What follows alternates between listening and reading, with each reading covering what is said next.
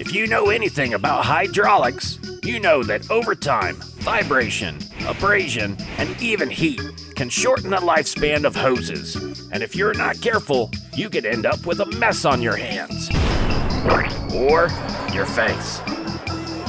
That's why it's important to regularly inspect them for twists, abrasion, cracks, swelling, blistering, weeping, crushing, and holes. If any of these issues are seen, contact your local Rotary distributor or visit our Amazon store to get replacements. Remember, all hoses are not made equal, so make sure to use Rotary genuine parts.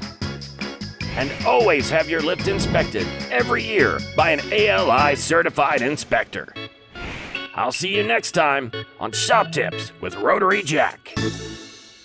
And if you have any questions or comments, leave them below and I'll get back to you.